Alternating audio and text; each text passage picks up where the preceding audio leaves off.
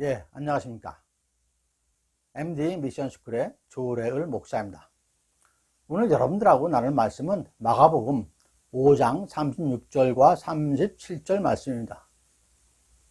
예수께서 그 한 말을 곁에서 들으시고 회당장에게 이르시되 두려워하지 말고 믿기만 하라 하시고 베드로와 야고보와 야고보의 형제 요한 외에 아무도 따라옴을 허락하지 아니하시고, 네, 이 말씀을 제자 삼총사라는 제목으로 함께 나누도록 하겠습니다. 오늘은 예수님의 제자 중 삼총사로 은혜를 나누도록 하겠습니다. 제자 삼총사입니다. 세 사람 누구일까요? 갈라디아서 2장 9절에서 사도 바울이 한 이야기 중에 기둥같이 여기는 야고보와 게바와 요한이라고 표현이 되어 있습니다. 게바는 베드로죠. 이는 사도 바울 자신은 이방인의 사도이고 거명한 사도 바울이 거명한 세 사람 베드로, 야고보, 요한은 할례자의 사도라고 명을 했습니다. 기둥같이 여기는 야고보, 게바, 요한. 이제 2022년 새해가 되었습니다. 우리 믿음의 그리스도인은 항상 예수님을 닮기를 소망하고 있죠. 또한 예수님께서는 우리를 제자로 부르셔 복음 전파의 일꾼으로 세우셨습니다. 그런 제자이신 여러분들이 12제자 중 어떤 제자가 되고 싶으신지요? 나의 모습을 돌아보면서 2022년도 참 제자의 모습으로 살기를 다짐하는 그러한 시간이 되기를 축원드립니다. 예수님은 12제자 중에서도 특별히 챙긴 제자들이 있다고 말씀드렸죠. 베드로, 요한, 그리고 요한의 형인 야고보. 예수님께서 회당장 야이로의 딸을 죽음에서 살리실 때에 이들 삼총사만 데리고 갔습니다. 오늘 본문 내용 말씀입니다. 먼저 오늘의 말씀은 마가복음 5장 36절과 36절이죠. 회당장에 이르시되 두려워하지 말고 믿기만 하라 하시고 베드로와 야고보와 야고보의 형제 요한 외에 아무도 따라옴을 허락하지 아니하시고 라고 말씀을 하고 있습니다. 그리고 산으로 기도하러 가실 때도 삼총사만 데리고 갔습니다. 그 세 사람한테 얼굴이 해같이 빛나고 광채가 나고 영광스러운 모습으로 변하는 것을 보여주신 것이죠. 이는 마태복음 17장 1절과 2절에서 엿새 후에 예수께서 베드로와 야고보와 그 형제 요한을 데리시고 따라온 높은 산에 올라가셨더니 그들 앞에서 변형되사 그 얼굴이 해같이 빛나며 옷이 빛과 같이 휘어졌더라 라고 기록이 되어 있습니다. 그 얼굴이 해같이 빛나고 옷이 빛과 같이 휘어졌더라. 그리고 예수님께서 잡히시기 전에 겟세마네에서 기도하러 가실 때에도 삼총사만 데리고 갔습니다. 이 내용은 모두 공관복음에 기록되어 있습니다. 예수님께서 삼총사만 챙기신 것이 그만큼 비중이 있다고 생각을 할 수가 있겠죠. 그런데 성경에서는 왜 그리 하셨는지에 대해서는 기록이 없습니다. 다소 제자들 입장에서는 편애하는 내용이기도 합니다. 그럼 이제부터 세 사람에 대해서 성경 기록을 중심으로 해서 살펴보도록 하겠습니다. 먼저 베드로입니다. 저는 천방지축이라고 좀 얘기를 하고 싶습니다. 좀 더 멋있는 수제자라는 표현을 사용하지도 않고 천방지축이라고 했습니다. 천방지축은 직역하자면은 하늘의 방향과 땅의 축을 모른다는 뜻이죠.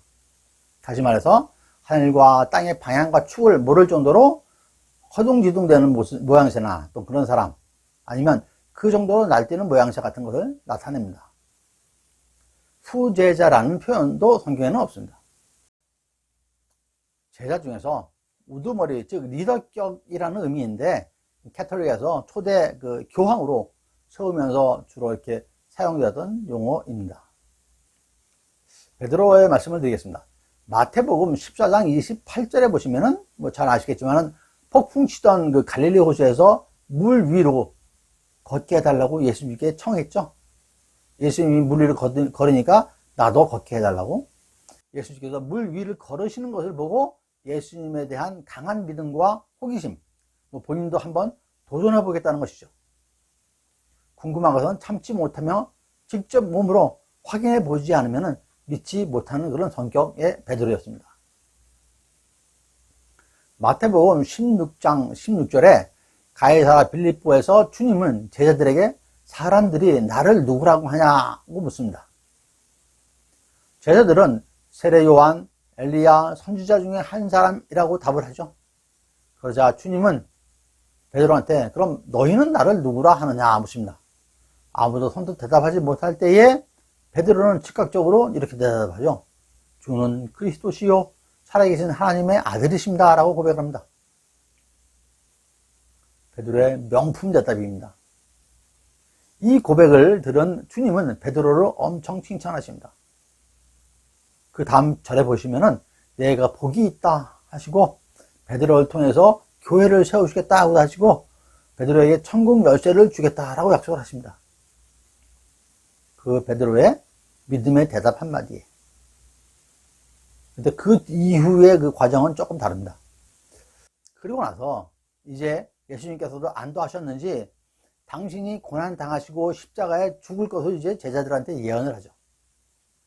그러자 베드로가 이번에는 곧바로 주님 그렇게 하면 안 되신다 라고 만류를 합니다. 하니까 주님께서 뭐라고 하셨어요? 베드로를 향해서 사단아 물러가라 라고 말씀을 책망을 하십니다.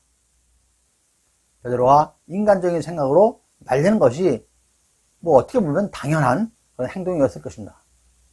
그런 일이 있은 후 엿새 후에 삼총사를 데리고 높은 산에 가셔서 그들 앞에서 영광스러운 모습으로 병행되시는 것을 보여주시는 것입니다. 이때 베드로가 얘기를 하죠. 주여 우리가 여기 있는 것이 좋사오니 하면서 주께서 원하신다면 그곳에 초막셋을 짓겠다고 합니다. 물론 예수님께서는 베드로를 또 핀잔을 주시죠. 또 다른 에피소드로는 재물이 많은 청년에게 예수님께서 모든 재물을 팔아 가난한 자에게 주고 예수를 따르라 하니 그 부자 청년이 재산을 버리지 못하니까 단념하고 돌아갔죠. 이때 베드로가 질문하기를 마태복음 20장 27절에 나오는 말씀이죠.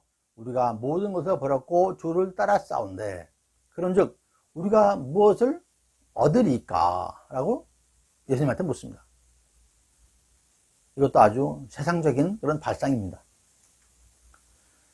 또한 예수님께서 제자들과 마지막 만찬을 하시고 갈릴리로 가시면서 제자들이 자신을 다 버릴 것이라고 말씀을 하신 것에 대해서 베드로가 뭐라고 대답하죠?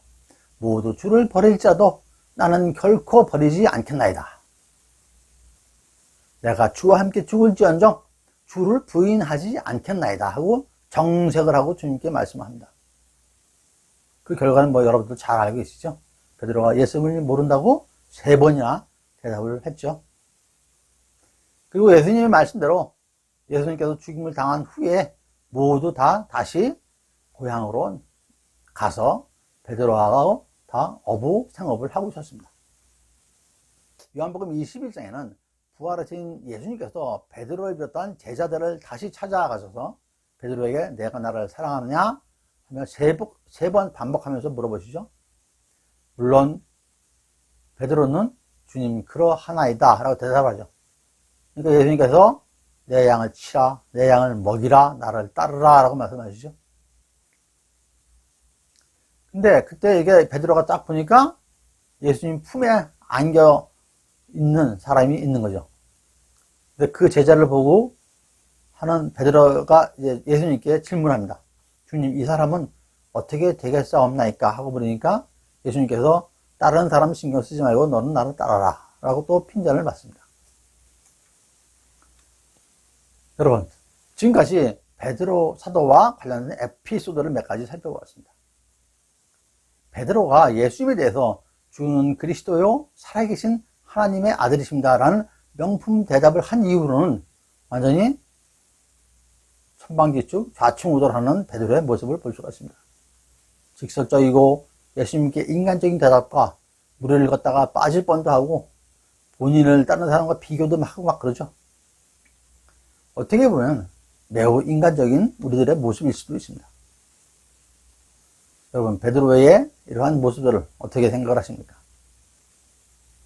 하지만 몇몇 순종하는 베드로의 모습도 볼 수가 있습니다. 누가복음 5장 초반부에서 보면은 주님께서 설교를 하시고 시몬 베드로에게 깊은 데로 가서 그물을 내리라 라고 말씀을 합니다. 베테랑인 베드로 어부인데 예수님께서 고기를 못 잡고 있는 베드로가 딱 해가지고 깊은 데 가서 그물을 내리라 하니까 베드로 아무 얘기 안 하고 아무 대꾸 안 하고 깊은 데 가서 그물을 내려서 고기를 많이 잡습니다. 베드로는 황당한 명령에 거절하지 않고 순종을 한 것이죠. 또한 생을 마감하면서 예수님과 같이 죽을 수 없다면서 십자가에 거꾸로 매달려서 순교를 한 그런 베드로였습니다. 두 번째로 그 사도 야고보 그리고 사도 요한에 대해서 살펴보겠습니다. 두 사람은 형제라고 말씀을 드렸죠. 형이 야고보고 동생이 요한입니다. 두 사람에 대해서 살펴보기 전에 먼저 그들의 어머니에 대해서 잠시 말씀을 드리겠습니다. 공관복음에서 예수님께서 십자가에 죽임을 당할 때 있었던 여인들에 대해서 학자들이 분석을 했습니다. 공관복음 세 군데 다 나오는 얘기인데요. 그것을 분석을 해서 학자들이 결론 내리기를 야고보와 요한의 어머니의 이름은 살로메, 그리고 예수의 어머니인 마리아와 자매 사이라고 합니다. 따라서 야고보와 요한은 예수의 사촌지간이 되는 거죠. 그리고 사도 요한이 아닌 세례 요한의 친척이 되기도 합니다. 살로메에 대한 얘기로는 마태복음 20장 20절에서 21절에 그때 세베다의 아들의 어머니가 그 아들을 데리고 예수께 와서 절하며 무엇을 구하니? 예수께서 이르시되 무엇을 원하냐? 이르시되 나의 두 아들을 주의 나라에서 하나는 주의 우편에 하나는 주의 좌편에 앉게 명하소서라며 간청을 합니다. 야고보와 요한의 어머니 살로메가 그 예수님께 그 두 아들 중에 한 사람은 우편에 한 사람은 좌편에 앉혀달라고 아주 욕심을 내신 거죠. 거룩한 욕심입니다. 그런 어머니였던 것이죠. 자식 사랑하는 마음이 지극했던 거죠. 아들에 대한 욕심이 대단하신 분입니다. 물론 예수님께 야단을 맞죠. 그리고 살로메는 예수님께서 십자가에서 죽임을 당하실 때 그 자리에 보고 있었고 3일째 안식한 후 첫날에 막달라 마리아, 그다음에 작은 야고보의 어머니 마리아와 함께 예수님의 시신 뒤처리를 하기 위해서 향품을 갖고 무덤을 찾아갑니다. 진정으로 예수님을 따르는 그런 어머니였던 것이죠. 어머니의 그런 신앙적 모습을 보고 자란 야고보와 요한 형제입니다. 그럼 두 형제의 얘기로 넘어가 보도록 하겠습니다. 먼저 사랑의 사도 요한입니다. 마가복음 3장 17절에 또 세베대 아들 야고보와 야고보의 형제 요한이니 이 둘에게는 보아너게 곧 우레의 아들이란 이름을 더하셨으며 라고 합니다. 특이하게 요한이 기록한 것으로 알려진 성서에는 요한의 이름이 전혀 나오지가 않습니다. 요한복음에서는 마지막 장에서 딱 한 번 세베대의 두 아들이 언급이 되는데 이들은 갈릴리 바다 옆에서 부활하신 주님을 만나는 7 제자 중에 함께 하였던 것이죠. 하지만 거기서도 이름은 언급되지가 않습니다. 그런데 신학자들의 견해로 최후의 만찬 당시에 십자가에 달렸을 때, 무덤이 비어 있을 때, 그리고 예수께서 갈릴리 바다에 마지막으로 나타나실 때 예수께서 사랑하신 제자라고 써 있습니다. 그 예수께서 사랑하신 제자가 요한이다라고 얘기를 하는 것이죠. 사랑받는 제자는 요한복음에서 주님이 가깝고 개인적인 친구로 등장을 합니다. 이 복음서에서 예수께서 사랑하시는 자로 기록된 사람은 11장 3절 그리고 5절에 나와 있죠. 마르다, 나사로, 마리아. 그리고 21장 20절에 예수께서 사랑하신 제자 중 한 명으로 분명하게 묘사된 최후의 만찬 때 식탁에서 그가 앉은 자라는 여기에뿐만 아니라 친밀감도 반영을 하고 있습니다. 사랑하는 자, 예수님께서 사랑하는 자, 예수님께로부터 사랑받은 자, 마르다, 나사로, 마리아, 그리고 사랑받는 자, 요한이 되어 있는 거죠. 사도행전에서는 요한을 베드로의 굳건하고 변함없는 동반자로 기록을 하고 있습니다. 사도행전 3장에서 요한은 베드로가 성전에서 절름발이를 낫게 할 때 함께 있었고, 또 예루살렘의 유대인 지도자들 앞에서도 함께 담대하게 설교했다고 기록을 하고 있습니다. 사도행전 8장에서는 두 사도가 함께 사마리아로 가서 그 12자 중에 한 사람인 빌립이 가르친 자들한테 가서 안수를 해서 성령을 받게 한 사실도 기록을 하고 있습니다. 사도 요한의 경우는 앞서 다루었던 베드로와 같은 행동이 기록되어 있는 것은 없습니다. 예수님의 사랑하는 제자로 베드로, 야고보와 함께 하긴 했습니다. 요한은 예수님의 12제자 중에서도 선임 사도였으며 주님과 개인적으로도 가까운 관계가 있었던 것이죠. 주님의 증인, 교회의 지도자, 또한 계시자로서 중요한 역할을 한 사람이 요한입니다. 전승에 의하면 44년경 소아시아에서 요한계시록이 전승에 의하면 44년경 소아시아에서 요한계시록이 기록된 그 7교회를 갖다가 요한이 지도했다고 합니다. 이후에 95년 기독교 박해 때 요한은 군병자한테 붙잡혀가지고 파트모스 섬으로 유배가 됐죠. 그곳에서 요한계시록을 조술하고 96년 사면을 받아서 에베소로 다시 귀환을 해서 다른 요한 서신서를 저술한 걸로 알려지고 있습니다. 요한은 항상 서로 사랑하라고 가르쳤는데, 그리하여 요한은 사랑의 사도라고 불리기도 하고 94살의 나이에 사도 중에서 유일하게 순교하지 않고 임종을 마친 제자로 기록이 되어 있습니다. 어떤 주장은 요한도 순교했다고 하는 학자도 있습니다. 그럼 마지막으로 야고보를 알아보겠습니다. 야고보는 12제자 중 최초로 순교한 야고보입니다. 안타깝게도 요한의 형 큰 야고보에 대한 기록은 별로 없습니다. 같이 다닌 거는 그 삼총사에서 같이 예수님이 챙겨가면서 다닌 거는 기록이 되는데, 독자적인 그런 기록 내용들은 별로 찾아볼 수가 없습니다. 사도행전 12장 1절에서 2절에 그때 헤롯 왕이 손을 들어 교회 중에서 몇 사람을 헤아려 하여 요한의 형제 야고보를 칼로 죽이니라고 기록되어 있습니다. 순교의 장면이죠. 야고보의 복음이 헤롯 편의 그 정치적 실험 대상이 돼가지고 순교를 했습니다. 이에 세베다의 아들 야고보는 최초의 사도적 순교자로 되는 명예를 갖게 됐습니다. 그의 죽음은 예수의 부활 승천 후 14년 즈음에 일로 그 앞서 사도들이 세운 7제자 중에서 스데반이 초기 순교자가 됐었죠. 또 초기 순교에서 스데반은 그 많이 좀 알려져 있습니다. 그 다음에 큰 야고보, 사도 야고보가 순교를 하게 됩니다. 가려져가지고, 스데반한테 가려져가지고 잘 기억이 안 되고 있죠. 하지만 12제자 중에서는 최초로 순교한 야고보입니다. 야고보와 그 형제 요한은 앞서 말씀드렸지만 모친 살로메가 예수님께 특별한 자리를 구할 때 예수님께서 말씀하시기를 너희가 구하는 것을 알지 못하는도다. 내가 마시려는 잔을 너희가 마실 수 있느냐라고 물어봅니다. 그러니까 두 형제의 어머니가 한 사람은 좌편에 우편에 있게 해달라고 간청을 했죠. 그때 예수님께서 대답하신 말씀입니다. 내가 마시라는 돈을 너희가 마실 수 있느냐. 그때 이들이 대답하기를 할 수 있나라고 대답을 했습니다. 그러니까 예수님께서 이르시되 너희가 과연 내 잔을 마시려니와 뇌 좌편 우편에 앉는 것은 내가 주는 것이 아니라 내 아버지께서 누구를 위하여 예비하셨든지 그들이 얻을 것이니라 라고 예수님이 대답을 하십니다. 하여간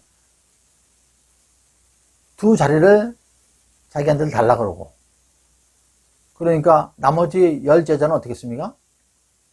열제자들이 그 두 형제에 대해서 분히 여기거늘 하고 성경에 기록이 되어 있습니다. 야고보와 요한 형제가 예수님의 잔을 마실 수 있다고 대답한 결과는 어떻게 됐습니까? 야고보는 12제자 중에 제일 먼저 순교를 했고, 요한은 마지막까지 순교하지 않고 생을 마감하는 걸로 기록이 되어 있습니다. 예수님께서 특별히 관심을 보인 제자, 삼총사, 천방지축 같은 행동을 보인 사도 베드로, 12제자 중에서 가장 처음으로 순교당한 야고보, 그리고 사랑의 사도 요한, 다소 나서기 좋아하는 베드로, 조용히 예수님을 따르던 야고보와 항상 예수님 곁에 있으려고 애쓴 요한, 성격은 다르고 섬기는 스타일도 그런 방식도 다르지만 같은 건 하나 있죠. 순종의 모습을 볼 수가 있습니다. 여러분은 세 사람의 어떤 스타일이 좋으십니까? 여러분과 맞습니까? 2022년도 새해에 많은 계획이 있으실 것입니다. 그 계획 중에 오직 주님의 말씀에 순종하기, 이런 것도 포함이 되어 있는지요? 예수님께서 특별한 관심을 보였던 제자 삼총사처럼 순종으로 함께하면서 베드로 또는 야고보 또는 사도 요한과 같은 그런 제자된 삶을 사시는 여러분 모두가 되시기를 간절히 축원드립니다. 감사합니다. 조례을 목사였습니다.